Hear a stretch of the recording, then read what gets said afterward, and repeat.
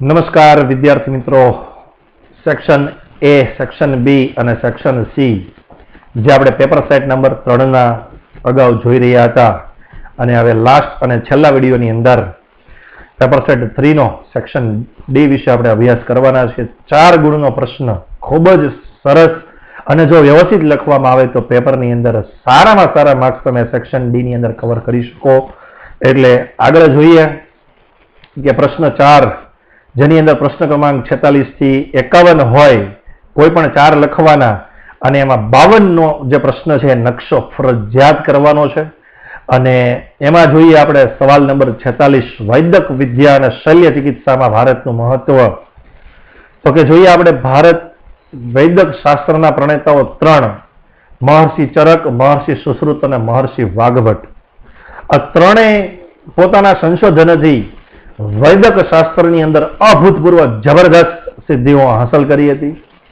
જોરદાર વૈદક શાસ્ત્રના મહાન પ્રણેતા એવા મહર્ષિ ચરકે ચરક સંહિતા નામના ગ્રંથની અંદર 2000 ઉપરાંત વધારે વનસ્પતિ ઔષધિનું વર્ણન કર્યું છે।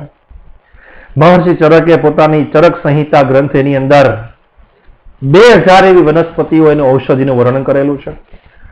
બીજા મહાન વૈદક શાસ્ત્રી એવા મહર્ષિ સુશ્રુત, સુશ્રુત સંહિતા નામના ગ્રંથની અંદર શલ્ય ચિકિત્સા એટલે વાઢકાપ, કે કઈ રીતે આપણે શરીરને કાપકૂપ, કે ભાઈ કઈ રીતે એની વિદ્યા, એની શસ્ત્રક્રિયા માટેના ધારદાર સાધનોનો ઉલ્લેખ કર્યો છે। જે માથાના વાળને ઊભો ચીરીને આપણે વાળ કપાવીએ એટલે આડા વાળ કાપે, પણ આ વાળને ઊભો ચીરીને 2 ભાગ કરી શકતા એવા ધારદાર સાધનોનો ઉલ્લેખ।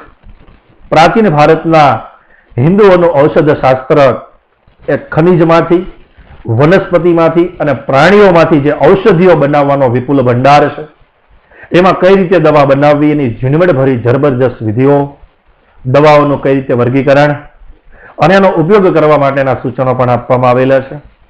ભારતના વૈદક શાસ્ત્રીઓ પ્યાલા આકારનો પાટો બાંધી રક્તનું પરિભ્રમણ અટકાવી, પ્યાલા આકાર એટલે જે આપણે ગ્લાસ હોય પાણીનો, એને જોરથી વ્યવસ્થિત આ હાથની અંદર એને અજમાવી દેવામાં આવે અને રક્તનું પરિભ્રમણ કરીને વાઢકાપ કરતા। તેઓ પેઢો અને મૂત્રાશયના ઓપરેશન કરતા, સારણગાંઠ પેટની અંદર ગાંઠ થાય, મોતિયો, પથરી અને હરસ અને મસા નાબૂદ કરતા। તેઓ ભાંગેલા અને ઉતરી ગયેલા હાડકાં બેસાડી દેતા અને શરીરમાંથી ઘૂસી ગયેલા જે પદાહારના પદાર્થ છે એને કુશળતાપૂર્વક બહાર ખેંચી કાઢતા। તેઓ તૂટેલા કાન કે નાકને સ્થાને નવા નાક કાન સાંધવાની પ્લાસ્ટિક સર્જરી, એ સમયની અંદર વિદ્યાર્થી મિત્રો અતિ વિચાર કરજો, પ્રાચીન ભારતનું શાસ્ત્ર જબરદસ્ત। તેઓ વાઢકાપના હથિયારો બનાવતા, મીણના પૂતળાના અથવા મૃત શરીરના વાઢકાપ દ્વારા તેઓ વિદ્યાર્થીઓને ઓપરેશનનું પ્રત્યક્ષ જ્ઞાન આપતા। પ્રસૂતિ વેળા જોખમી ઓપરેશનો પણ કરતા, એઓ ખચકાતા નહીં। સ્ત્રીઓને બાળ રોગોના નિષ્ણાંત હતા। તેઓ રોગના કારણો, ચિહ્નોનું વર્ગીકરણ કરતા અને તેઓ રોગોનું નિદાન કરતા અને રોગ મેટા પછી ફાળવાની પરેજી પણ આપતા। કઈ રીતે આપણે રોગ થયો હોય તો કઈ રીતે આપણે એ રોગને અટકાવવા માટે કઈ રીતે આપણે એ તબિયત સાચવવી। પ્રાચીન ભારતના વૈદક શાસ્ત્રના પ્રાણીઓના રોગો માટેનું શાસ્ત્ર વિકસાવ્યું હતું। તેમણે અશ્વરોગો અને હસ્તી રોગો પર ગ્રંથો લખ્યા હતા। તેમાં હસ્તી આયુર્વેદ અને શાલિહોત્રનું અશ્વશાસ્ત્ર નામના ઘણા બધા ગ્રંથો પણ પ્રખ્યાત હતા। પ્રાચીન ભારતના વૈદક શાસ્ત્રીઓએ પ્રાણીઓના રોગો માટેનું શાસ્ત્ર વિકસાવ્યું। તેમણે અશ્વરોગો અને હસ્તી રોગો પણ ગ્રંથો લખેલા। તેમાં હસ્તી આયુર્વેદ, હાથી માટે શાલિહોત્રનો અશ્વશાસ્ત્ર નામના ગ્રંથો પણ લખ્યા હતા। વૈદક શાસ્ત્રના મહાન લેખક એવા વાઘભટ્ટે અષ્ટાંગ હૃદય જેવા અનેક ગ્રંથો લખીને નિદાનની બાબતમાં પોતાનો નોંધપાત્ર અને અમૂલ્ય ફાળો આપ્યો હતો। તો આપણે અગાઉ જોયું એ મુજબ કે ભાઈ વૈદક શાસ્ત્ર અને શલ્ય ચિકિત્સામાં 3 સિદ્ધિ મહર્ષિ ચરક, મહર્ષિ સુશ્રુત અને મહર્ષિ વાઘભટ્ટે, ચરકે ચરક સંહિતા 2000 વનસ્પતિ, સુશ્રુતે સુશ્રુત સંહિતા શસ્ત્રક્રિયા માટે, દવા બનાવવાની વિધિ, પ્યાલા આકારનો પાટો, લોહીનું પરિભ્રમણ, અલગ અલગ ઓપરેશનો, હાડકાં ભાંગી ગયેલા બેસાડી દેતા અને પ્લાસ્ટિક સર્જરી પણ જાણતા, મૃત શરીરના વાઢકાપ દ્વારા પ્રત્યક્ષ જ્ઞાન, પ્રસૂતિ વેળા જોખમી ઓપરેશનો, સ્ત્રી બાળ રોગોના નિષ્ણાત, રોગોના કારણો અને ચિહ્નોનું વર્ગીકરણ, હસ્તી આયુર્વેદ અને શાલિહોત્રનું અસ્ત્રશાસ્ત્ર ખૂબ જ પ્રખ્યાત અને નિદાનની બાબતમાં વાઘભટ્ટે અષ્ટાંગ હૃદય જેવા ગ્રંથો લખી બાબતમાં નોંધપાત્ર ફાળો આપ્યો હતો. તમે આ સવાલની અંદર બહુ જ સારી રીતે લખી શકો. ત્યારબાદ પ્રાચીન ભારતની એક કલા તરીકે મોતી અને મીના કારીગરી વિશે માહિતી આપો. પ્રાચીન ભારતની એક કલા તરીકે મોતી અને મીના કારીગરી. ભારત આશરે 7517 કિલોમીટરનો લાંબો દરિયા કિનારો ધરાવે. તેથી ભારતની અંદર હીરા મોતી અસંખ્ય પ્રમાણમાં મળ્યા. તેથી દરિયાઈ માર્ગે હીરા મોતીનો બહોળો વેપાર થતો આવ્યો છે. ભારતના કારીગરોએ બનાવેલા સરસ મજાના હીરા જડિત અને આભૂષણોની વિદેશમાં ખૂબ જ માંગ રહેતી હતી. કોહિનૂર અને ગ્રેટ મુગલ જેવા વિશ્વવિખ્યાત હીરા ભારતમાંથી મળી આવ્યા હતા. ભારતના લોકો હીરા જડિત સોનાનો અલંકારના શોખીન છે. પ્રાચીન સમયની અંદર રાજા મહારાજાઓ, અમીર ઉમરાઓ, શ્રીમંતો, શ્રેષ્ઠીઓ, મહાજનો વગેરે વૈવિધ્યસભર હીરા જડિત આભૂષણો પહેરતા અને તેઓ આભૂષણોની શોભા વધારવા માટે હીરા, મોતી, માણેક, પન્ના, પોખરાજ, નીલમ જેવા શ્રેષ્ઠ મજાના કિંમતી રત્નોનો ઉપયોગ કરતા. પ્રાચીન સમયના રાજા મહારાજાઓ અને બાદશાહો તેમના સિંહાસનો, મુંગટો, માળા, બાજુબંધ વગેરેની બનાવટમાં રત્નોનો ઉપયોગ કરતા. વિવિધ આભૂષણોમાં થતું મોતીકામ એ ગુજરાતની હસ્તકલાની એક આગવી વિશેષતા છે. કલાત્મક તોરણો, માળાઓ, કળશ, ઘૂઘરા, પછી ચાકળા, લગ્નના નાળિયેર, ઈંઢોણી, હાથ પંખા, બળદ માટેના મોડિયા, શિંગડા, ઝૂલ વગેરેને સુશોભિત અને સુંદર બનાવવા માટે અદ્ભુત મોતીકામ ભારતમાં અજોડ છે. વિશ્વના દેશોની અંદર માત્ર ભારત દેશ જ સોના ચાંદીની મીના કારીગરી કલાના મોખરેમાં સ્થાન છે. મીના કારીગરીની અંદર વીટી, કંગન, એરિંગ. વીટી એટલે આંગળી, કંગન એટલે હાથમાં, એરિંગ એટલે બુટી, માળા, હાર, ચાવીનો ઝુમખો, સોના ચાંદીની અંદર અલંકારોમાં લાલ, લીલો અને વાદળી જેવા સરસ મજાના રંગો પૂરવામાં મીના કારીગરી કહેવાય. ભારતની અંદર જયપુર, લખનઉ, દિલ્હી, વારાણસી, હૈદરાબાદની અંદર મીના કારીગરીનું કૌશલ્ય ધરાવતા ખૂબ જ મોટી સંખ્યામાં કારીગરો બનાવે છે. ભારત આશરે 7517 કિલોમીટરનો દરિયા કિનારો અને દરિયાઈ માર્ગે વેપાર થતો એટલે હીરા મોતીનો બહોળો વેપાર થતો આવ્યો છે. હીરા જડિત એટલે હીરા જડેલા હોય એવા આભૂષણોની વિદેશોમાં ખૂબ જ માંગ રહેતી હતી. કોહિનૂર અને ગ્રેટ મુગલ જેવા વિશ્વવિખ્યાત હીરા ભારતમાંથી મળી આવ્યા છે. ભારતના લોકો હીરા જડિત સોનાના અલંકારોના શોખીન છે. રાજા મહારાજાઓ, અમીર ઉમરાઓ, શ્રીમંતો, શ્રેષ્ઠીઓ, મહાજનો વગેરે વૈવિધ્યસભર હીરા જડિત આભૂષણો પહેરતા. તેઓ આભૂષણોની શોભા વધારવા માટે હીરા, મોતી, માણેક, પન્ના, પોખરાજ, નીલમ જેવા કિંમતી રત્નોનો ઉપયોગ કરતા. પ્રાચીન સમયની અંદર રાજા મહારાજાઓ અને બાદશાહો સિંહાસનો, મુંગટ, માળાઓ, બાજુબંધ વગેરેની બનાવટમાં રત્નોનો ઉપયોગ કરતા. વિવિધ આભૂષણોમાં થતું મોતીકામ એ ગુજરાતની હસ્તકલાની આગવી વિશેષતા.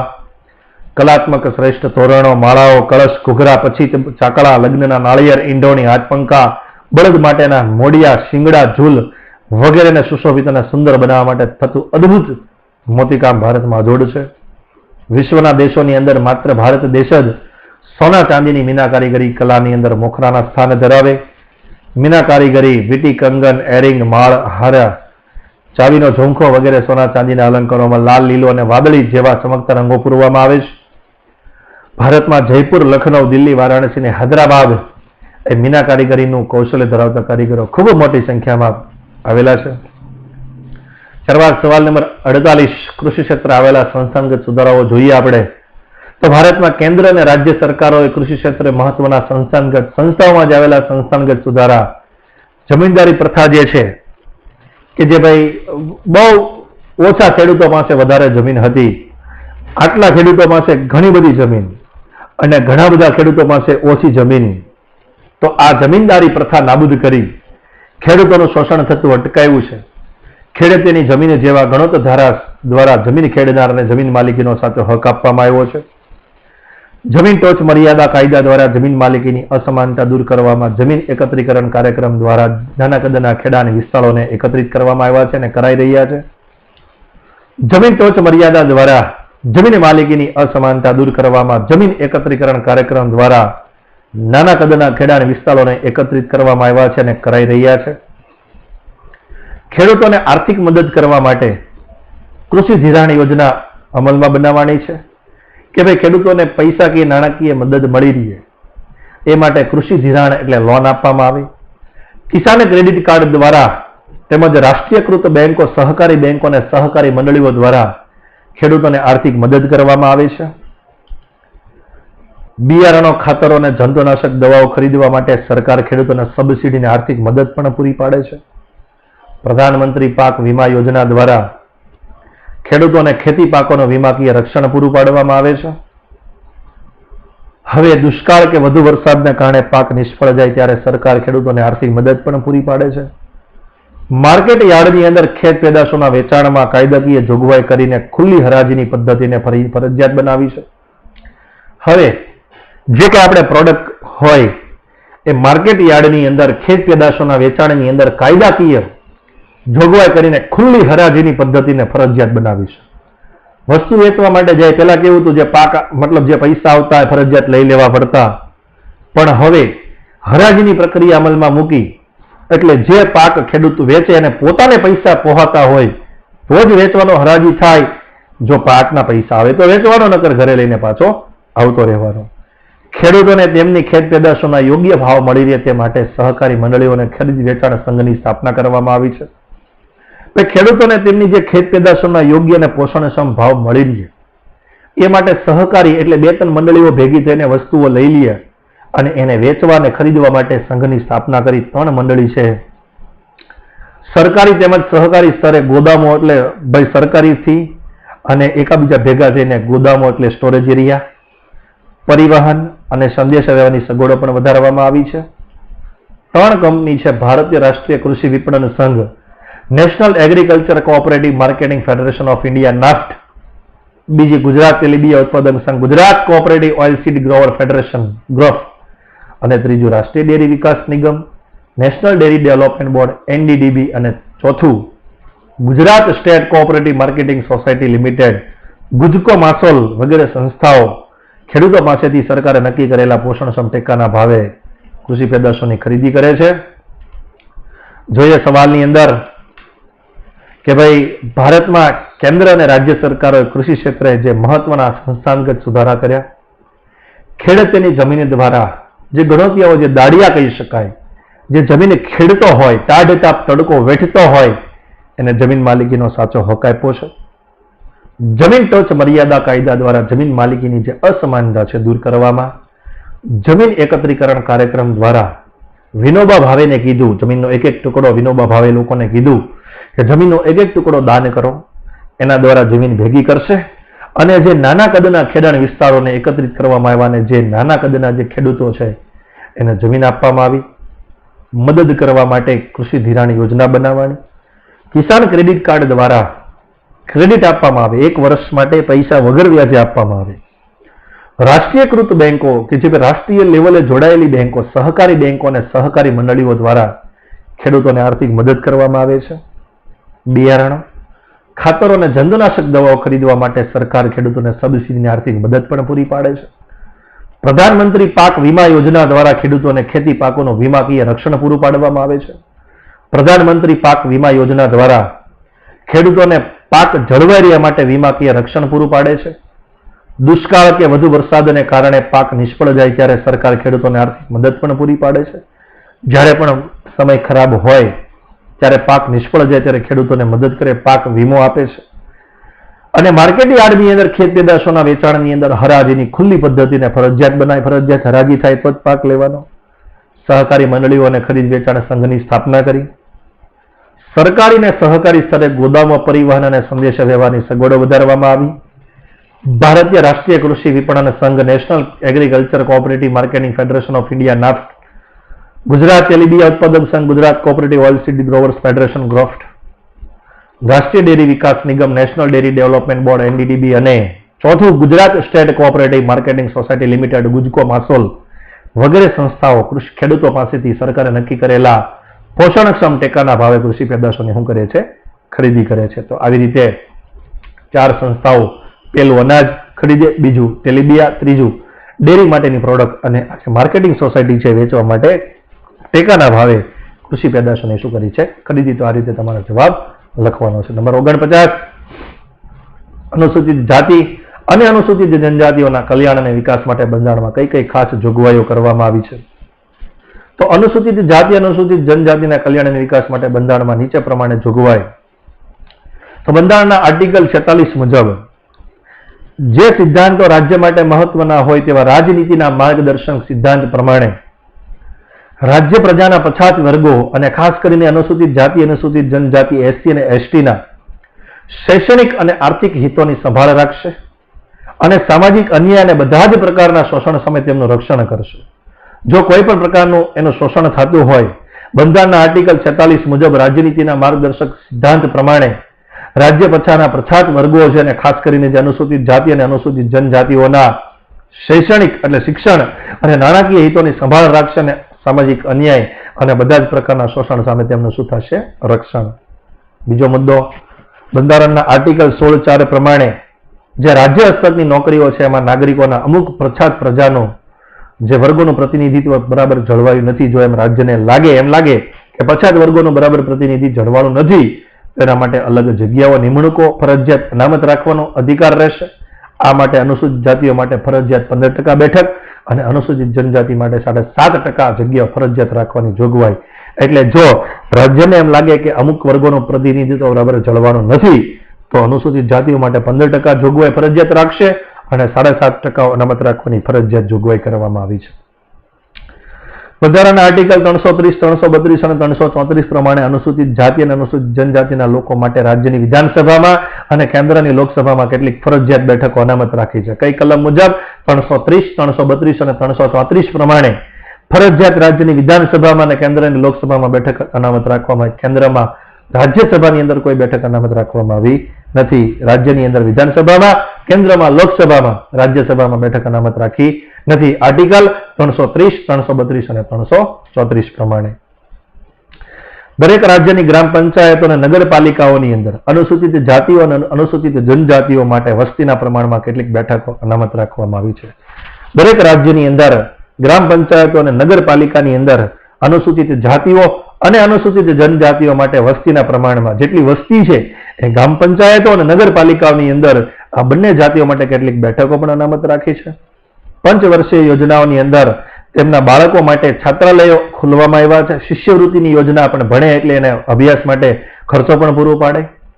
તેમના માટે વિવિધ પ્રતિયોગ્યતા કસોટી કે જે આપણે ખરેખર આઈપીએસ જે યુપીએસસી જીપીએસસીની પરીક્ષાઓ છે એના માટે તાલીમ અને માર્ગદર્શન આપતા વર્ગો ચલાવવામાં આવે છે.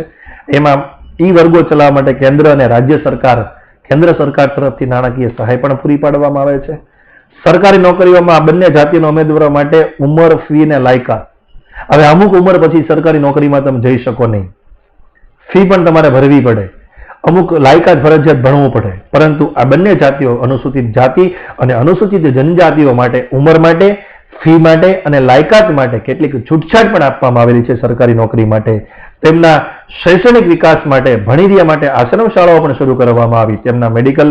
તેમના માટે મેડિકલ, ફાર્મસી અને એન્જિનિયરિંગ કોલેજ કક્ષાએ કેટલીક ઉચ્ચ કક્ષાની શિક્ષણ સંસ્થાઓમાં કેટલીક બેઠકો અનામત રાખવામાં આવે છે. મેડિકલ લેવલે ફાર્મસીમાં અભ્યાસ કરી શકે, એન્જિનિયરિંગ માટે અને કોલેજ કક્ષાના કેટલાક અભ્યાસક્રમો માટે સરસ મજાના પુસ્તકો પણ ફ્રીમાં મળી રહે માટે પુસ્તક બેંકની યોજના પણ શરૂ કરવામાં આવી છે.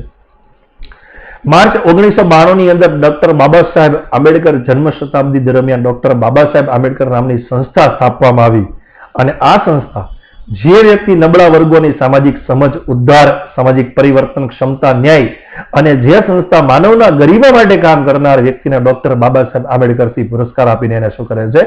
સન્માન આપે છે. માર્ચ 1992ની અંદર ડોક્ટર બાબા સાહેબ આંબેડકર જન્મ શતાબ્દી દરમિયાન ડોક્ટર બાબા સાહેબ આંબેડકર નામની જે સંસ્થા સ્થાપવામાં આવી છે અને આ સંસ્થા નબળા વર્ગોની સામાજિક સમજ, ઉદ્ધાર, સામાજિક પરિવર્તન, ક્ષમતા, ન્યાય અને માનવ ગરિમા માટે કામ કરનાર વ્યક્તિને ડોક્ટર બાબા સાહેબ આંબેડકર પુરસ્કારથી શું કરવામાં આવે છે? સન્માનિત કરવામાં આવે છે. આ બંને જાતિઓના કલ્યાણ અને એના હિતોની સુરક્ષા માટે રાજ્યની અંદર એક અલગ વિભાગ, કેન્દ્રની અંદર એક વિશિષ્ટ અધિકારીની શું કરવામાં આવે છે? નિમણૂક કરવામાં આવે છે. આ બંને જાતિઓ માટે રાષ્ટ્રીય આયોગની સ્થાપના કરવામાં આવી છે. આ બંને જાતિઓ માટે એક અલગ આયોગની સ્થાપના કરવામાં આવી છે. એક અલગ બક્ષીપંચની સ્થાપના કરવામાં, એના માટે એક વિશિષ્ટ અલગ અધિકારીની નિમણૂક પણ કરવામાં આવી છે. તો આપણે જોયા સવાલની અંદર કે આર્ટિકલ 46 પ્રમાણે એનું કાળજી રાખવાની છે, 16(4) પ્રમાણે એની જગ્યા બેઠક, 15%, 7.5% રાખવાની છે. 330, 332 અને 333 કલમ પ્રમાણે એને વિધાનસભા અને કેન્દ્રમાં લોકસભામાં બેઠકો અનામત. અનુસૂચિત અને અનુસૂચિત જાતિ અને અનુસૂચિત જનજાતિ માટે ગ્રામ પંચાયત અને નગરપાલિકામાં બેઠકો. પંચવર્ષ યોજના માટે છાત્રાલયો, શિક્ષણ માટેની સુવિધા. પ્રતિયોગ્યતા કસોટીમાં ઉંમર ફી માટેની લાયકાત લઘુ ધોરણમાં છૂટછાટ. કેન્દ્ર સરકાર નાણાકીય સહાય આપવામાં આવે. ત્યાર પછી શૈક્ષણિક વિકાસ માટે આશ્રમ શાળાઓ. મેડિકલ, ફાર્મસી અને એન્જિનિયરિંગ કોલેજ કક્ષાએ કેટલીક બેઠકો પણ અનામત રાખવામાં આવી છે. માર્ચ 1992 ની અંદર ડોક્ટર બાબા સાહેબ આંબેડકર જન્મ શતાબ્દી દરમિયાન એ સંસ્થા દ્વારા જે વ્યક્તિ નબળા વર્ગોની જે સામાજિક સમાજના ઉદ્ધાર માટે પરિવર્તન કરતા હોય એને આ પુરસ્કારથી સન્માનિત કરવામાં આવે. અને આ બંને જાતિઓના કલ્યાણ અને હિતો માટે એક અલગ વિશેષ અધિકારી નિમણૂક અને એના માટે રાષ્ટ્રીય આયોગની પણ સ્થાપના કરવામાં આવી છે. આખો સવાલ તમારે વ્યવસ્થિત આ રીતે મુદ્દાવાઈ લખવાનો છે. ત્યારબાદ સવાલ નંબર 50, ગરીબી નિવારણની વ્યૂહરચના વિશે સમજાવો. તો આની વિશે તમારે મુદ્દા ટોપિક વાઇઝ લખવાના છે. દેશનો ઝડપી આર્થિક વિકાસ થવાથી રોજગારી અને આવકની તકોમાં વધારો થશે. હવે સરકારે વિચાર્યું કે જો દેશનો ઝડપી આર્થિક વિકાસ કરવો હશે તો રોજગારીની આવકની તકોમાં વધારો થશે અને શ્રીમંતોને જે પ્રાપ્ત થતા ગરીબો સુધી લાભો વિસ્તરશે. એવી આશય ગરીબી હટાવોના સૂત્ર સાથે સરકારે આયોજનમાં મોટા અને ભારે પાયાના ઉદ્યોગોની સ્થાપનાને પ્રોત્સાહન આપ્યું. દેશમાં હરિયાળી ક્રાંતિ લાવવા માટે બધી જ પંચવર્ષીય યોજનાની અંદર કૃષિ ક્ષેત્રના વિકાસ ઉપર ધ્યાન આપ્યું. આમ છતાં દેશમાં મંદ આર્થિક વિકાસ અને વિકાસના લાભોની અસમાન વહેંચણીને કારણે ગરીબીમાં અપેક્ષિત ઘટાડો થઈ શક્યો નથી ને ધનિકો ધનિક બનતા ગયા અને ગરીબો ગરીબ બન્યા. પહેલો મુદ્દો શોર્ટ એન્ડ ટચ જોઈએ કે સરકારે કૃષિ ક્ષેત્ર પર ધ્યાન આપ્યું. ખરેખર મોટા અને ભારે પાયાના ઉદ્યોગો પર ધ્યાન આપ્યું એટલે કૃષિ ક્ષેત્રના વિકાસમાં પાછળ રહ્યા. દેશનો 70% વર્ગ કૃષિ ક્ષેત્ર જોડાયેલો છે. ધ્યાન આપ્યું મોટા અને ભારે પાયાના ઉદ્યોગમાં. ગરીબી હટાવવાનું સૂત્ર સાકાર કર્યું. એને એવું વિચાર્યું કે ઝડપી આર્થિક વિકાસ થશે, રોજગારીની આવકની તકોમાં વધારો થશે, એટલે જો પૈસાવાળા લોકોને લાભ થશે તો ધીમે ધીમે ગરીબો સુધી લાભ જશે. પણ પૈસાવાળાએ ક્યારેક ગરીબોને લાભ આપ્યું નહીં એટલે ધનિકો ધનિક બનતા ગયા અને ગરીબો ગરીબ બનતા ગયા. જેવો વિકાસની આશા રાખતા તો વિકાસ થઈ શક્યો નહીં. સરકારે આવકની અસમાન વહેંચણી જે થઈ અને એના કારણે જે ગરીબો ગરીબ બન્યા એના માટે કેટલાક ઉપાયો હાથ ધર્યા. ધનિકો અને ગરીબો વચ્ચેનું અંતર ઘટી શકે એના માટે ધનિક વર્ગ અને મધ્યમ વર્ગ ઉપર કરવેરા નાખ્યા કે જે મોજ શોખની વસ્તુઓ છે એના પર કરવેરા નાખી દીધા. કે ધનિક વર્ગ દ્વારા ઉપયોગમાં લેવાતી મોજ શોખની ભોગ વિલાસની સુખ સગવડની જે વસ્તુઓ છે એના ઉત્પાદન ઉપર ઊંચા દરે કરવેરામાં નાખ્યા એટલે એ વસ્તુ મોંઘી બની ગઈ. હવે એ વસ્તુ મોંઘી બનશે એટલે ગરીબ લોકોની રોજિંદા વપરાશની વસ્તુઓને અગ્રિમતા આપી અને એ વસ્તુ બજાર ભાવો કરતા ઓછા ભાવે ગરીબોને મળી રહે માટે જાહેર વિતરણ પ્રણાલી એટલે પીડીએસ સિસ્ટમ ગોઠવી. Public distribute service. ગરીબોને વ્યાજબી ભાવની દુકાનો એફપીએસએસ દ્વારા નિયત એટલે નક્કી કરેલા જથ્થામાં રાહત દરે જીવન જરૂરિયાતની વસ્તુઓ પૂરી પાડીને તેમના જીવન ધોરણને ઊંચું લાવવાનો શું અપનાવ્યો છે? વ્યૂહ અપનાવ્યો છે. Simple logic. પેલા ટોપિકમાં આપણે ધનિકો ધનિક અને ગરીબો ગરીબ બન્યા. આ બંને વચ્ચેનું અંતર ઘટે એ માટે એના માટે કરવેરા નાખે. હવે કરવેરા નાખે એટલે વસ્તુ મોંઘી બનશે. એટલે જે પૈસાવાળાની મોજ શોખની ને ભોગ સુખ સગવડની જે વસ્તુઓ છે એના પર કરવેરા નાખે એટલે વસ્તુ મોંઘી બનશે. હવે એ વસ્તુ મોંઘી બનશે એટલે વસ્તુનું ઉત્પાદન અટકશે અને એ વસ્તુ માટે જે સાધનો વપરાતા હતા એ ગરીબો અને જે ગરીબ છે કે જે રોજિંદા વપરાશની ચીજ વસ્તુઓ છે એના ઉત્પાદનને આગળ કર્યું અને એ જે વસ્તુઓ બજાર ભાવ કરતા ઓછા ભાવે ગરીબોને મળી રહે તેવી જાહેર વિતરણ પ્રણાલી અમલમાં મૂકી. પીડીએસ સિસ્ટમ ગોઠવી. એફપીએસએસ દ્વારા જે નક્કી કરેલા જથ્થામાં રાહત દરે જીવન જરૂરિયાતની વસ્તુઓ પૂરી પાડીને એમના જીવન ધોરણને ઊંચું લાવવાનો શું અપનાવ્યો? વ્યૂહ અપનાવ્યો. અને આ વ્યૂહ દ્વારા એને ગરીબોને ખરેખર લાભ મળી રહે માટે આયોજન કર્યું. હવે જમીનદારી પ્રથાની નાબૂદી લેવા એમાં જે ગણતરીઓ માટે જમીનની માલિકીના હકની પ્રાપ્તિ અંગેની જોગવાઈઓ ધરાવતો ગણતધારો કે જે ભાઈ ખેડે તેની જમીન કે જે દાડિયાઓ છે કે જે બિચારા ટાઢ કાપ તડકો વેઠીને મહેનત કરે છે પણ લાભ પેલા લોકો લઈ જાય છે એના માટે જમીન ટોચ મર્યાદાનો કાયદો લેવા કે જે ફાજલ નકામી જે પડતર જમીન છે કે જે ખરેખર જમીન કામની નથી એ જમીનની જે જમીન વગરના ખેડૂતો છે એને વહેંચણી કરી. ગણોત એટલે કાયદાનું નિયમન કર્યું. ખેડૂતની સલામતી આપી. જમીનની હદનું સીમાંકન એટલે જમીનની સીમાંકન એટલે એને ખરેખર જમીન માપી વગેરે જમીનધારા સુધારાના કાયદાઓ હાથ ધરીને ગામડાના ક્ષેત્રે ધનિક ખેડૂતો કે જમીનદારોની આવકમાં ઘટાડો થાય અને જમીન વહેણા અને ખેત મજૂરો છે કે જે ગણોતિયાઓ છે એની આવકમાં વધારો થાય તે રીતે ગરીબોની સ્થિતિ સુધારવાનો શું અપનાવ્યો છે? વ્યૂહ અપનાવ્યો છે. સરકારે રોજગારીની આર્થિક તકો વધારવા કૃષિ પેદાશો પર જે આધારિત ઉદ્યોગો છે કે જે ડેરી ઉદ્યોગ છે, પશુપાલન છે, મત્સ્ય ઉદ્યોગ છે, વનીકરણ છે, નાની મોટી સિંચાઈ યોજનાઓ છે, ગૃહ ઉદ્યોગો છે, લઘુ ઉદ્યોગો છે, કુટીર ઉદ્યોગો વગેરે શ્રમ પ્રધાન ઉદ્યોગો માટે પ્રોત્સાહક નીતિઓ જાહેર કરીને આર્થિક મદદ કરી.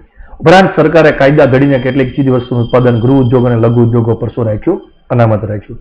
હવે સરકારે રોજગારીની આર્થિક તકો વધારવા માટે કૃષિ પેદાશ ઉપર આધારિત જે ડેરી ઉદ્યોગ છે, પશુપાલન છે, મત્સ્ય ઉદ્યોગ છે, વનીકરણ છે, નાની મોટી સિંચાઈ યોજનાઓ, ગૃહ ઉદ્યોગ, લઘુ ઉદ્યોગ અને કુટીર ઝોપડી ઉદ્યોગ, શ્રમ પ્રધાન કે જેમાં મહેનત વધારે હોય, એની અંદર મશીનરીઓ ઓછી હોય, વધારે લોકોને રોજગારી આપી શકાતી હોય, એના માટે સરકારે પ્રોત્સાહક નીતિઓ જાહેર કરીને એને નાણાકીય મદદ કરી. અને સરકારે કાયદા ઘડ્યા કે જે આ ઉદ્યોગો, ડેરી ઉદ્યોગો છે, પશુપાલન છે, મત્સ્ય ઉદ્યોગ છે, વનીકરણ છે, નાની મોટી સિંચાઈ યોજનાઓ ફરજિયાત ઘરમાં જ ઉદ્યોગ ચલાવવાનો અને નાના ઉદ્યોગો પરથી અનામત રાખવાની, સિવાય મોટા કોઈ કંપનીને આ ઉદ્યોગ ચલાવવાનો નહીં. સરકારે ગામડાના ક્ષેત્રે શિક્ષણ, આરોગ્ય, વસવાટ, કુટુંબ નિયોજન, સંદેશા વ્યવહાર, રસ્તા, સિંચાઈ, કૌશલ્યનો વિકાસ અંગેના કાર્યક્રમો અમલમાં મૂક્યા. બિયારણો, ખાતરો, ટ્રેક્ટરો માટે સસ્તી બેંક લોનની સગવડતા કરી. શિક્ષણ ક્ષેત્રે ટેકનિકલ અને વ્યવસાયલક્ષી અભ્યાસક્રમો શરૂ કર્યા. તાલીમ કેન્દ્ર ખોલ્યા. યુવક યુવતીઓના ઉચ્ચ શિક્ષણ માટે સ્કોલરશીપ, ફી માફી, આશ્રમ શાળા વગેરેની સગવડ કરી. અને મહિલા સશક્તિકરણ પ્રયાસ રૂપે મહિલાઓને આર્થિક રીતે પગભર બનાવવા માટે સ્વરોજગારીના કાર્યક્રમો શરૂ કર્યા. સરકારે ગામડાના ક્ષેત્રે શિક્ષણ ક્ષેત્ર, આરોગ્ય અને વસવાટ, કુટુંબ નિયોજન, સંદેશા વ્યવહાર, રસ્તા, સિંચાઈ, કૌશલ્યનો વિકાસ થાય માટેના કાર્યક્રમો અમલમાં મૂક્યા. બિયારણો, ખાતરો અને ટ્રેક્ટર માટે સસ્તી બેંક લોનની સગવડતા કરી. શૈક્ષણિક ક્ષેત્ર, ટેકનિકલ અને વ્યવસાયિક અભ્યાસક્રમો શરૂ કર્યા. તાલીમ કેન્દ્રના માટે તાલીમ કેન્દ્રની શરૂઆત કરી. યુવક યુવતીઓના ઉચ્ચ શિક્ષણ માટે સ્કોલરશીપ, ફી માફીની આશ્રમ શાળાઓ વગેરેની સગવડતા કરી. મહિલા સશક્તિકરણના ભાગરૂપે મહિલાઓને આર્થિક રીતે પગભર બનાવવા સ્વરોજગારીના કાર્યક્રમોની પણ શરૂઆત કરી. તો આ રીતે તમારે ખરેખર જવાબ લખવાનો છે. પેલો તો કે 50 ગરીબી, જે 50 નંબરનો સવાલ ગરીબી નિવારણની વ્યૂહરચના વિશે સમજો. એમાં જોઈએ તો કે પહેલા સવાલની અંદર ધનિકો ધનિક બન્યા, ગરીબો ગરીબ બન્યા. પછી બીજામાં એને દૂર કરવા માટે શું? ખેડૂતો માટેના ફાયદાઓ. પછી ભાઈ રોજગારીની આર્થિક તકો, એના માટે ગૃહ ઉદ્યોગો કાયદાથી અનામત રાખ્યા. ગામડાના ક્ષેત્રે જે સુધારાઓ કર્યા, મહિલા સશક્તિકરણના પ્રયાસ કર્યા, તમારે આ મુદ્દાની અંદર વ્યવસ્થિત લખવાનું છે. ત્યાર પછી સવાલ નંબર 51, ભાવ વૃદ્ધિને નિયંત્રણમાં લેવાના ઉપાયો. તો કે ભાવ વૃદ્ધિને અંકુશિત કરવા માટે નીચેના પ્રમાણે પગલાં લેવામાં આવે છે. પેલું નાણાકીય પગલાં. તો કે ભારતની મધ્યસ્થ bank reserve bank of India નાણાંનો પુરવઠો ઘટાડે. સ્વાભાવિક છે કે રિઝર્વ બેંક ઓફ ઇન્ડિયા દ્વારા અર્થતંત્રમાંથી જો નાણાંનો પુરવઠો ઘટાડી દે એટલે લોકોની ખર્ચ કરવાની પ્રવૃત્તિ પર શું આવે? અંકુશ. પૈસા જ નથી તો આપણે ખર્ચ ક્યાંથી કરવાનો? પરિણામે હવે પૈસા નથી એટલે વસ્તુની માંગ ઘટશે. જે વસ્તુ આપણે લેવા જતા તે ઓછા થઈ જશે. આપોઆપ વસ્તુની કિંમતમાં ક્રમશઃ ઘટાડો છે. મધ્યસ્થ bank RBI reserve bank of India દ્વારા જે ધિરાણ નીતિ, જે આપણે લોન આપે તે વ્યાજના દર વધારી દે. એટલે લોન કે ધિરાણ મોંઘું બને એટલે આપોઆપ મળી રોકાણ ઘટે. પરિણામે સટ્ટાકીય પ્રવૃત્તિઓ અટકતા સંગ્રહખોરી અને કાળાબજાર જેવી પ્રવૃત્તિઓ ઓછી થાય છે. નફાખોરી અંકુશિત બને છે. હવે મધ્યસ્થ બેંક દ્વારા જે વ્યાજ દર વધારી દે એટલે હવે કોઈ બેંકમાંથી લોન લેવાના નથી. એટલે કે જે સટ્ટાકીય પ્રવૃત્તિઓ થતી હતી, સંગ્રહખોરી થતી હતી, કાળાબજાર થતી હતી, એ પ્રવૃત્તિ ઓછી થાય, નફાખોરી ઓછી થાય. હવે એમાં પણ વ્યાપારી બેંકો જે વ્યાપાર અર્થે ચાલતી હોય, જેમ કે આઈસીઆઈસી બેંક છે, એચડીએફસી બેંક છે, વરાછા કોઓપરેટિવ બેંક છે, બધી વ્યાપાર અર્થે ચાલતી બેંકો. તો આ બેંકો એની પર ધિરાણ દર વધારી દીધું. એટલે એના પણ જો રિઝર્વ બેંકે વ્યાજ વધારી દીધું એટલે એ લોકો પણ ધિરાણ ઘટાડી દેશે. એ લોકો પણ કેમ કે વ્યાજ વધી ગયો એટલે કોઈ પૈસા જ નથી લઈ જવાના. એટલે વ્યાજ દર વધી ગયો એટલે જે સટ્ટાખોરીમાં જે પૈસા રોકાતા હતા એ ફરીથી પાછા બેંકમાં આવે છે. એટલે બેંકમાં આવે એટલે મૂડી સર્જનનો દર વધી જશે. હવે બેંકમાં આવશે એટલે બેંકમાં પૈસા પડ્યા રહેશે. એટલે બેંક હવે શું કરશે? સ્વાભાવિક છે ઓછા, મતલબ કે લોકોને વ્યવસ્થિત રીતે લાભ આપે એ માટે નવા ધંધા રોજગાર ક્ષેત્ર એ માટે પૈસા પણ પૂરા પાડશે. રિઝર્વ બેંક સરકારી જામીનગીરીઓના વેચાણ દ્વારા નાણાંના પ્રવાહને અંકુશમાં રાખી શકે છે. હવે માર્કેટની અંદર કોઈ પણ વસ્તુનો ભાવ આડેધડ વધી જાય એટલે રિઝર્વ બેંક ઓફ ઇન્ડિયા દ્વારા જે સરકારી જામીનગીરી છે એના વેચાણ કરશે. જે સરકારી જમીન છે, સરકારી પ્રોપર્ટી છે, વેચશે. એટલે એ નાણાંના પ્રવાહને શું રાખશે? અંકુશમાં રાખશે. બીજો મુદ્દો રાજકોષીય પગલાં. પહેલો મુદ્દો કે ભાઈ નાણાંનો બધી વસ્તુ ઘટાડી દીધી. નાણાં ઘટાડશે એટલે લોકોના હાથમાં પૈસા નહીં આવે. સ્વાભાવિક છે લોકોના હાથમાં પૈસા નહીં આવે એટલે વસ્તુઓ ખરીદવાની છે. વસ્તુઓ ખરીદવાની છે એટલે સ્વાભાવિક કે કોઈ પણ વસ્તુઓની માંગ ઘટશે એટલે કિંમતો ઘટશે. લોન ઉપર વ્યાજ દર વધારી દીધો, લોકો લોન નહીં લે. સટ્ટાકીય પ્રવૃત્તિ પર અંકુશ આવશે, નફાખોરી પર અંકુશ આવશે. વ્યાપારી બેંકો પણ વ્યાજ નહીં આપે એટલે સટ્ટાખોરીનું નાણું બધું જ એ રોજગારી અર્થતંત્ર ક્ષેત્રની અંદર પાછું આવશે. જામીનગીરીઓ સરકાર વેચશે એટલે સરકારની બધી વસ્તુઓ ખરીદશે એટલે આપોઆપ નાણાંના પ્રવાહને શું રાખી શકાય? અંકુશમાં. બીજો મુદ્દો રાજકોષીય પગલાં. કે સરકારે અંદાજપત્રની રાજકોષીય ખાધની અંદર ઘટાડો કરવા, સબસિડીમાં ઘટાડો કરશે, જાહેર લોનોના પ્રમાણમાં ઘટાડો કરીને વ્યાજની જે ચૂકવણીમાં ઘટાડો, વહીવટી ખર્ચમાં કરકસર અને બિનજરૂરી ખર્ચમાં ઘટાડો. શું કહેવામાં આવે મુદ્દામાં? કે રાજકોષી એટલે સરકારની આવક અને જાવક અંગેની નીતિને રાજકોષીય નીતિ કહેવાય. સરકાર જે કાંઈ ખર્ચો કરે, જે કાંઈ આવક કરે ને રાજકોષીય નીતિ કહેવાય. જે કાંઈ સરકારનો વધારે ખર્ચો થાય છે એમાં વ્યાજની ચૂકવણી કરીને એમાં ઘટાડો કરશે, વહીવટી ખર્ચમાં ઘટાડો કરશે અને બિનજરૂરી જે નકામા ખર્ચ એમાં ઘટાડો કરશે.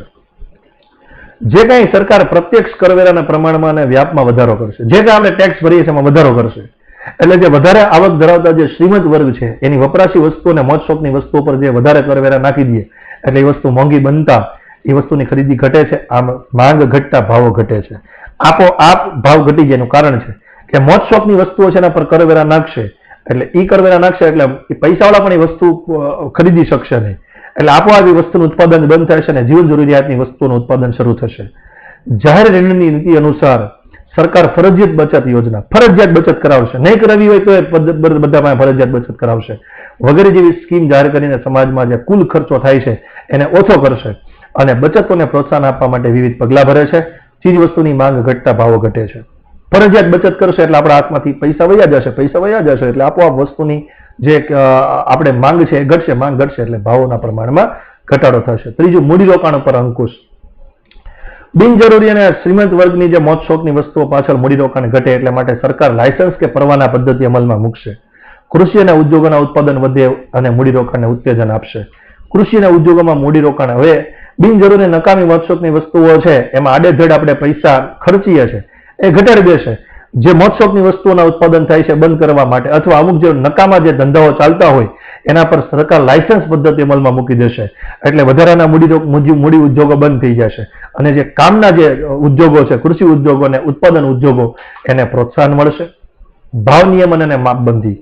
સમાજના ગરીબી રેખાથી નીચે જીવતા જે લોકો, જે બીપીએલ છે, બિલો પોવર્ટી લાઇન છે, જે આર્થિક દ્રષ્ટિએ નબળા વર્ગોને લોકોને સસ્તા દરે અનાજ, ખાંડ, કેરોસીન અને ખાદ્ય તેલ, સાબુ જેવી આવશ્યક જીવન જરૂરિયાતની વસ્તુઓ વ્યાજબી ભાવે પૂરી પાડવા માટે જાહેર વિતરણ પ્રણાલી હેઠળ સસ્તા ભાવે અનાજની કે વ્યાજબી ભાવની દુકાનો ખુલ્લી કરવામાં આવશે. હવે સમાજના જે ગરીબી રેખાથી નીચે જીવતા જે ગરીબી લોકો છે એને સસ્તા ભાવે, બજારમાં જે ભાવ વધે છે એના કરતાં સસ્તા ભાવે મળી રહે માટે FP, first price selling service, કે સસ્તા ભાવે સરકાર દ્વારા અનાજની દુકાનો ખોલવામાં આવશે. ઉત્પાદકો અને વેપારીઓ સંગ્રહખોરી દ્વારા ચીજ વસ્તુઓની કૃત્રિમ અછત ઊભી કરીને ભાવ જે આડેધડ વધારે છે, કાળા બજાર કરીને જે મન ફાવે એમ ભાવ વધારો કરે છે તેના પર જાહેર વિતરણ પ્રણાલી અંકુશ લાવે છે. ભાવ વધારાની પરિસ્થિતિમાં ગરીબ વર્ગના જે લોકોના જીવન ધોરણને ટકાવી રાખવામાં જાહેર વિતરણ પ્રણાલી પીડી સિસ્ટમ આશીર્વાદરૂપ બની છે. હવે સમાજના જે ગરીબ રેખાની નીચે જે જીવે છે સરકારે 3.5 કરોડ કરતા વધારે દુકાનો વધારે બનાવી અને જે કંઈ સરકાર જે ભાવો ચૂકવે છે, જે બહારના માર્કેટ કરતા ઓછો ભાવ હોય એનો તફાવત જે સરકાર ચૂકવે એને સબસિડી કહેવાય. આ સબસિડી દ્વારા ભાવ નિયમન અને માપબંધી કહે તેમાં સમાજના જે ગરીબ લોકો છે અને બીપીએલ હેઠળ જે બિલો પોવર્ટી લાઇન, જે ગરીબી રેખા હેઠળ જીવે ખૂબ સમાજના નબળા વર્ગો છે એના સસ્તા ભાવના દુકાન દ્વારા અનાજ આપીને જે અનાજ પાછળ વધારાનો ખર્ચો જે વેડફાઈ જાય છે એ અટકાવવામાં આવે છે. કૃત્રિમ અછત કરીને જે વેપારીઓ મન ફાવે એમ કાળા બજાર કરે છે એ પીડીએસ સિસ્ટમ અંકુશમાં લાવે છે. આ ભાવ વધારાની પરિસ્થિતિ અને ગરીબ વર્ગના લોકોના જીવન ધોરણ ટકાવી રાખવામાં આ પીડીએસ સિસ્ટમ ખૂબ જ આશીર્વાદરૂપ બની છે. ભાવ નિર્ધારણ તંત્ર. સંગ્રહખોરી અટકાવવા, આવશ્યક જીવન જરૂરિયાતની વસ્તુઓ છે એના ભાવોને વ્યાજબી સ્તર ઉપર ટકાવી રાખવા અને ચીજ વસ્તુઓને નાગરિકોને સરળતાથી ઉપલબ્ધ બન્યા માટે સરકાર આવશ્યક ચીજ વસ્તુના ભાવ નક્કી કરે છે અને એ જ ભાવોએ વેપારીને વસ્તુ વેચવા માટે એ સરકાર આગ્રહ કરે છે. સરકારે ભાવ સપાટીને સ્થિર રાખવા માટે આવશ્યક ચીજ વસ્તુઓનો કાયદો 1955માં અમલમાં મૂક્યો અને જે વેપારી સરકારે જે નક્કી કરેલા ભાવો મુજબ પોતાની ચીજ વસ્તુઓ વેચતો ન હોય તો એની સામે આ ધારા હેઠળ કાનૂની કાર્યવાહી કરીને હાથ ધરીને દંડ પણ કરવામાં આવે છે. આ ધારા મુજબ વેપારીઓએ જીવન જરૂરિયાત ચીજ વસ્તુઓના જથ્થાના સ્ટોક પત્રકો, ભાવપત્રકો પ્રદર્શિત કરીને નિયમન કરવું પડે છે.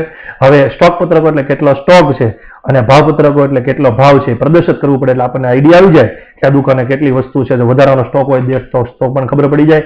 સંગ્રહખોરીને, સટ્ટાખોરીને, નફાખોરી, કાળા બજાર જેવી અસામાજિક પ્રવૃત્તિઓ છે એને ડામવા અટકાવવા માટે જરૂર પડે સરકાર prevention of anti social activities act કાયદાનો ઉપયોગ કરીને વેપારીઓની શું કરે છે? અટકાયત કરે છે. સંગ્રહખોરી છે, સટ્ટાખોરી છે, કાળા બજાર છે વગેરે જેવી આ અસામાજિક પ્રવૃત્તિ છે એને અટકાવવા માટે જરૂર પડે સરકાર prevention of anti social activities act કાયદાનો ઉપયોગ કરીને વેપારીઓની શું કરે છે? અટકાયત કરે છે. ત્યારબાદ એ જે ભાવ નિયમન દ્વારા કડક કાનૂની જોગવાઈઓ અને તેના કડક ઉલ્લંઘન માટે શિક્ષાત્મક પગલાં ભરે એના દ્વારા સરકાર ભાવ વધારાને અંકુશિત કરવા માટે પ્રયાસ કરે છે. અત્યાર સુધીમાં સરકારે ડુંગળી, ચોખા, કપાસ, સિમેન્ટ, ખાદ્ય તેલ, પેટ્રોલ, ડીઝલ, કેરોસીન, રાંધણ ગેસ, મતલબ એલ્યુમિનિયમ, લોખંડ, પોલાદ, રેલવેનું જીવનરક્ષક દવાના બધા જ ભાવો એ સરકારે ભાવ નિર્ધારણ તંત્ર દ્વારા નક્કી કર્યા છે. અને અન્ય ઉપાયોની વાત કરીએ તો કે બજારમાં આવશ્યક ચીજવસ્તુઓનો પૂરતો પુરવઠો જાળવી રાખવા માટે કે સરકારે કેટલીક વખત અન્ય કે પ્રદેશમાંથી ચીજવસ્તુઓ આયાત કરે છે, જેમ કે ખાદ્ય તેલ, ખાંડ, ડુંગળી, ચોખા, કઠોળ વગેરેની અછત સર્જાણી હોય ત્યારે સરકાર આ રીતે પુરવઠો વધારી અને ભાવોને અંકુશમાં રાખ્યા છે. તો આપણે જોઈએ 5મા મુદ્દાની અંદર કે ભાવ નિર્ધારણ તંત્ર દ્વારા કે જે સંગ્રહખોરીને અટકાવવા માટે જીવન જરૂરિયાતની વસ્તુઓને વ્યાજબી સ્તર ઉપર ટકાવી રાખવા માટે વસ્તુઓ સરળતાથી બની રહ્યા માટે સરકાર અમુક વસ્તુના ભાવ નક્કી કરે છે. એના માટે સરકાર 1955માં કાયદો અમલમાં મૂક્યો આવશ્યક જીવન જરૂરિયાતની ચીજ વસ્તુઓનો ધારો અને એ જ ભાવોએ એ વેપારીઓને વસ્તુઓ ખરીદવા માટે વેચવા માટે આગ્રહ કરે છે. જો ન કરે તો એને કાયદાકીય કાયદાકીય જોગવાઈ મુજબ દંડ ધરી અને એને કાનૂની કાર્યવાહી હાથ ધરવામાં આવે. સ્ટોક પત્રકો અને ભાવપત્રકો પ્રદર્શિત કરી એ જે આડેધડ કાળા બજાર નફાખોરી સંગ્રહખોરી કરે છે એને અટકાવવા માટે સરકારે એના માટે prevention of anti social activities act કાયદાનો ઉપયોગ કરી વેપારીઓને અટકાવે છે. આમ કડક કાનૂની જોગવાઈઓ હાથ ધરી એના ઉલ્લંઘન કડક શિક્ષાત્મક પગલાં દ્વારા સરકાર ભાવ વધારાને અંકુશિત રાખવા માટે પ્રયત્ન કરે છે. અત્યાર સુધીમાં સરકારે ડુંગળી, ચોખા, કપાસ, સિમેન્ટ, ખાદ્ય તેલ, પેટ્રોલ, ડીઝલ, રાંધણ ગેસ, કેરોસીન, ખાંડ, એલ્યુમિનિયમ, લોખંડ, પોલાદ, રેલવેનું એટલે કે રેલવેના ભાડા, જીવનરક્ષક દવાઓ વગેરેના ભાવો સરકારે ભાવ નિર્ધારણ તંત્ર દ્વારા નક્કી કર્યા છે. અન્ય ઉપાયોની વાત કરીએ તો બજારમાં જીવન જરૂરિયાતની ચીજ વસ્તુઓનો પુરવઠો જાળવી રાખવા માટે સરકારે કેટલીક વખત જીવન જરૂરિયાતની વસ્તુઓના જે પ્રદેશમાંથી વિદેશમાંથી આયાત કરે છે કે જે ખરેખર જરૂરી છે, ખાદ્ય તેલ છે, ખાંડ, ડુંગળી, ચોખા, કઠોળ, ઘઉં વગેરેની જ્યારે ઘટ હોય ત્યારે સરકાર આ રીતે વિદેશમાંથી મંગાવી અને ચીજ વસ્તુનો પુરવઠો વધારીને ચીજ વસ્તુના ભાવને શું રાખ્યા છે?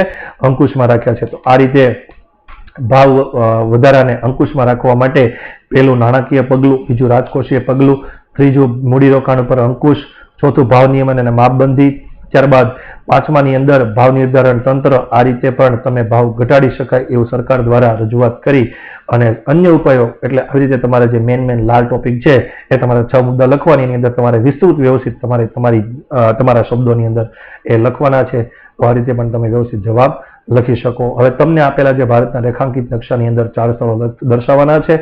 ફરજિયાત નકશો દર્શાવો, પેન્સિલથી દર્શાવો. સંજ્ઞા સૂચિ દર્શાવવી જરૂર છે. પહેલી રાતી જમીન છે કે ભાઈ કઈ જગ્યાએ દર્શાવવામાં આવી છે તો કે નીચે તમે જો આવી જાઓ એટલે છત્તીસગઢમાં બતાવવામાં આવી છે, કર્ણાટકની અંદર બતાવવામાં આવી છે.